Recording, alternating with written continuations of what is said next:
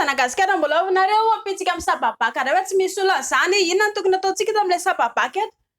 na lehilahy na vehivavy rehefa raikitra ny position-tsika tsy maintsy eo foana le misabaka moa zany ankapobeny vehivavy elahy koa nefa mila misabaka koa elahy indraindray rehefa ohatratran'izay rehefa mate-hakafy anareo anankiroa noho izany dia ity tongotra antsika ity tompoko dia mila atao sopla tsara eo aloha nareo anankiroa miaraka mifanotra kely eo mialohan'ny 10 minitra ataovy miakatra kely ohatran'izay foana kely tongotra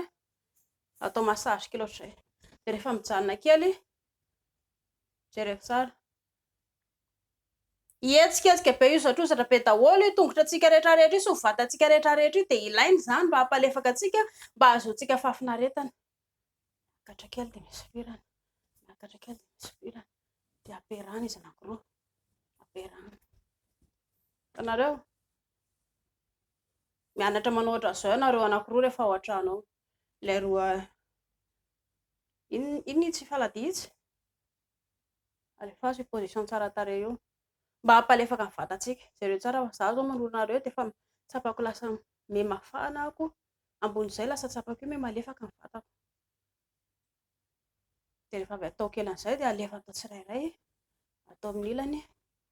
ilany dia atao anankiroa miakatra midina ohatra ny tongotra sobakaka miakatra midina ohatra ny tongotra sobakaka izay jereko tsara fa rehefa avy eo zao dia afaka manao tongotra sobakaka afaka mipelipelika tsara ny tongotrareo anankiroa rehefa avy manao mikotrana kely